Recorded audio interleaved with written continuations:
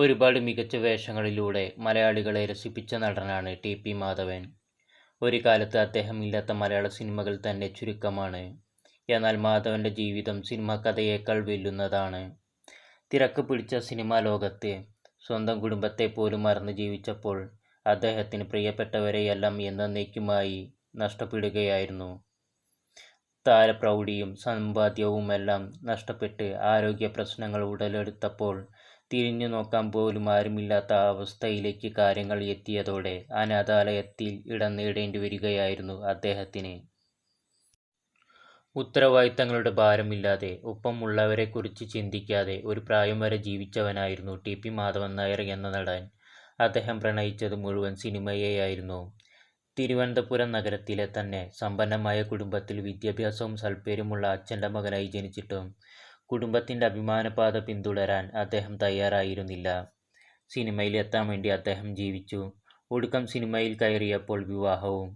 മിടുക്കിയായ സുന്ദരിയായ ഒരു പെൺകുട്ടി തന്നെ നടൻ്റെ ജീവിതത്തിലേക്ക് വന്നിട്ടും തൻ്റെ സ്വപ്നങ്ങൾക്കും ആഗ്രഹങ്ങൾക്കും പിന്നാലെയായിരുന്നു അദ്ദേഹത്തിൻ്റെ യാത്ര. ഒടുക്കം 2 മക്കളായിട്ടും ഭർത്താവിൽ മാറ്റമൊന്നുമില്ല എന്ന് മനസ്സിലാക്കിയ മാധവന്റെ ഭാര്യ സ്വയം ആ ജീവിതത്തിൽ നിന്നും ഇറങ്ങിപ്പോവുകയായിരുന്നു. തിരുവനന്തപുരം സ്വദേശിയായ ടി.പി. മാധവന് ഒരു പട്ടാളക്കാരനാകാനാണ് ആദ്യം ആഗ്രഹിച്ചത്. എന്നാൽ സെലക്ഷനായി നിൽക്കവേ അപ്രതീക്ഷിതമായി അദ്ദേഹത്തിൻ്റെ കാലിന് സംഭവിച്ച അപകടം ആ മോഹം ഇല്ലാതാക്കുകയായിരുന്നു. തുടർന്നാണ് അദ്ദേഹം ബോംബെയിൽ പ്രവർത്തിക്കുന്ന ഇംഗ്ലീഷ് ന്യൂസ് പേപ്പറിൽ ജോലി നേടിയത്. 1960-ലായിരുന്നു ഇത്. എന്നാൽ അധികം വൈകാതെ തന്നെ അദ്ദേഹം ബാംഗ്ലൂരിൽ ഒരു അഡ്വർടൈസിംഗ് ഏജൻസിക്ക് തുടക്കമിട്ടു. അതുവഴിയാണ് അദ്ദേഹം സിനിമയിലേക്ക് എത്തിയത്.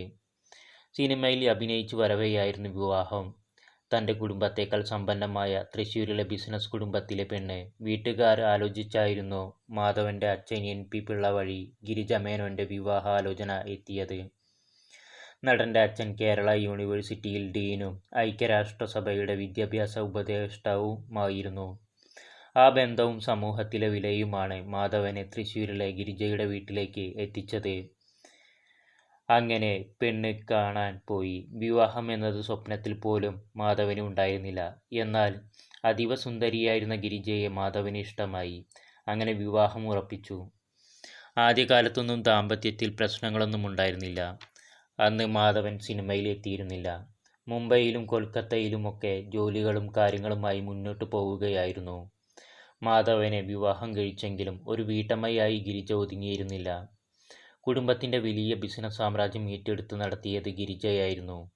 അന്ന് യൂണിയൻ ലീഡേഴ്സായ കരുണാകരനും V.S. അച്യുതാനന്ദനുമൊക്കെയായി സ്ഥിരം മീറ്റിങ്ങുകളും മറ്റുമായി ഗിരിജ നല്ല തിരക്കിലായിരുന്നു. പതുക്കെ മാധവൻ സിനിമയിലേക്കും. 1975-ൽ പുറത്തിറങ്ങിയ രാഗം എന്ന സിനിമയിലാണ് ടി.പി. മാധവൻ ആദ്യമായി അഭിനയിച്ചത്. തുടർന്ന് സ്വതസിദ്ധമായ അഭിനയശൈലിയിലൂടെ ടി.പി. മാധവൻ വളരെ പെട്ടെന്ന് സിനിമകളിൽ ശ്രദ്ധിക്കപ്പെട്ടു. എന്നാൽ മക്കളായതോടെ കാര്യങ്ങൾ മാറിമറിഞ്ഞു. ഉത്തരവാദിത്തങ്ങൾ തനിക്ക് മേൽ വന്നതും മാധവന്റെ ഉത്തരവാദിത്തമില്ലായ്മയും ഗിരിജയെ സമ്മർദ്ദത്തിലാക്കി. ആദ്യമൊന്നും സിനിമാഭിനയത്തോട് ഗിരിജ മടുപ്പ് കാട്ടിയിരുന്നില്ല. എന്നാൽ പതുക്കെ പതുക്കെ പ്രശ്നങ്ങൾ തലപൊക്കി തുടങ്ങി. ഒരിക്കൽ ഷൂട്ടിംഗ് കഴിഞ്ഞ് തിരിച്ചെത്തിയപ്പോൾ മാധവൻ കണ്ടത് മേശപ്പുറത്ത് കിടക്കുന്ന ഡിവോഴ്സ് നോട്ടീസാണ്. 2 മക്കളെയും ചേർത്ത് പിടിച്ച് ഗിരിജ സ്വയം ഇറങ്ങിപ്പോവുകയായിരുന്നു. വലിയൊരു ബിസിനസ് കുടുംബം സ്വന്തമായുള്ളതിൻ്റെ ആത്മവിശ്വാസവും സുരക്ഷിതത്വബോധവും ഗിരിജയ്ക്കുണ്ടായിരുന്നു. ഇന്നും നല്ല നിലയിലാണ് ഗിരിജയുടെയും മക്കളുടെയും ജീവിതം. ആരോഗ്യമുണ്ടായിരുന്ന കാലത്ത് മാധവൻ ഇടയ്ക്ക് അവരെ കാണുകയും ചെയ്തിരുന്നു. അതിനുള്ള അർഹതയെ തനിക്ക് ഉള്ളൂ എന്ന് അദ്ദേഹം മനസ്സിലാക്കിയിരിക്കണം. താരസംഘടനയായ അമ്മയുടെ ആദ്യകാലത്തെ സെക്രട്ടറിയും അമ്മ എന്ന സംഘടനയ്ക്കു വേണ്ടി ഒരുപാട് നാൾ പ്രയത്നിക്കുകയും ചെയ്തയാളാണ് അദ്ദേഹം. എന്നാൽ കരിയറിൽ തിളങ്ങുമ്പോഴും ടി.പി. മാധവന്റെ വ്യക്തിജീവിതത്തിൽ പ്രശ്നങ്ങൾ ഉണ്ടാവുകയായിരുന്നു. സിനിമയിൽ തിളങ്ങി നിന്നിരുന്ന കാലത്ത് അദ്ദേഹം നയിച്ച കുത്തഴിഞ്ഞ ജീവിതമാണ് ടി.പി. മാധവനെ ഈ അവസ്ഥയിലേക്ക് എത്തിച്ചത്. അഭിനയ ജീവിതമായി മുന്നോട്ടു പോയിരുന്ന സമയത്ത് നല്ല വരുമാനമുള്ള ആളായിരുന്നു ടി.പി. മാധവൻ. ബാംഗ്ലൂരിൽ അഡ്വർടൈസിംഗ് ഏജൻസി വഴി അഭിനയത്തിലൂടെയും അദ്ദേഹം ലക്ഷങ്ങളുടെ വരുമാനമുണ്ടാക്കിയിരുന്നു. എന്നാൽ ഈ പണമൊന്നും ടി.പി. മാധവന്റെ കയ്യിൽ അവശേഷിച്ചിരുന്നില്ല. ആ സമ്പത്തിന് എന്തു സംഭവിച്ചു എന്ന് ടി.പി. മാധവൻ തന്നെ വ്യക്തമാക്കുകയും ചെയ്തിട്ടുണ്ട്. പൈസയൊക്കെ അടിച്ചു പൊളിച്ചു എന്നല്ലാതെ മറ്റൊന്നും പറയാനില്ല. എനിക്കറിയില്ല. പക്ഷേ ഞാൻ സുഹൃത്തുക്കളോടൊപ്പം ആവശ്യമില്ലാതെ ചിലവഴിച്ചിട്ടില്ല. കാറുകളുണ്ടായിരുന്നു. 6 മാസത്തിനിടെ കാറുകൾ മാറ്റിക്കൊണ്ടിരിക്കും. എനിക്ക് ലക്ഷങ്ങൾ കിട്ടിയതാണ്. പക്ഷേ എങ്ങനെ ചിലവായത് എന്നറിയില്ല. പൈസ വരും പോകും എന്ന ചിന്തയായിരുന്നു. പൈസ ഇനിയും വരുമെന്ന ആറ്റിറ്റ്യൂഡായിരുന്നു അദ്ദേഹത്തിന്. സിനിമയിൽ തിളങ്ങി നിന്നിരുന്ന കാലത്ത് പോലും ഭാര്യയെയും മക്കളെയും അദ്ദേഹം നോക്കിയിട്ടില്ല. കുടുംബത്തിൻ്റെ യാതൊരു ഉത്തരവാദിത്തങ്ങളും നിറവേറ്റാതെയാണ് അദ്ദേഹം ജീവിച്ചത്. ഇതുതന്നെയാണ് വിവാഹമോചനത്തിലേക്ക് നയിച്ചതും. അമ്മ സങ്കടപ്പെട്ട് കരഞ്ഞു തീർത്ത ദിവസങ്ങളും നിമിഷങ്ങളും എല്ലാം കണ്ടു വളർന്ന മക്കൾക്ക് അച്ഛനോട് യാതൊരു സ്നേഹവും അടുപ്പവും തോന്നിയിട്ടില്ല. ഇത് സ്വാഭാവികവുമാണ്. പ്രശസ്തിക്ക് നടുവിൽ ജീവിച്ച ടി.പി. മാധവൻ ആരോഗ്യപ്രശ്നങ്ങൾ കാരണം അവശനായപ്പോഴാണ് തൻ്റെ പഴയകാല ജീവിതത്തിലേക്ക് അദ്ദേഹം തിരിഞ്ഞു നോക്കിയത്. അപ്പോഴേക്കും ഏറെ വൈകിയിരുന്നു.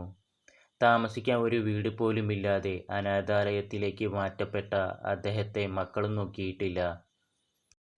അക്ഷയ് കുമാറിനെ വെച്ച് എയർലിഫ്റ്റ് എന്ന സിനിമ സംവിധാനം ചെയ്ത രാജകൃഷ്ണ മേനോൻ തൻ്റെ മകനാണ് എന്ന് അഭിമാനത്തോടെയാണ് അദ്ദേഹം എക്കാലവും എല്ലാവരോടും പറഞ്ഞിട്ടുള്ളത്.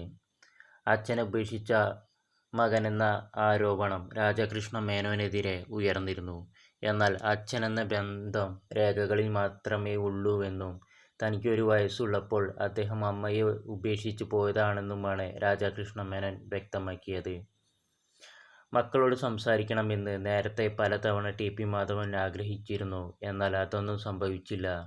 ചെയ്തു പോയത് തെറ്റാണെന്ന തോന്നൽ അദ്ദേഹത്തിന് ഉണ്ട്. അതുകൊണ്ട് തന്നെയായിരുന്നു അദ്ദേഹം വിളിക്കാൻ മടിച്ചതും.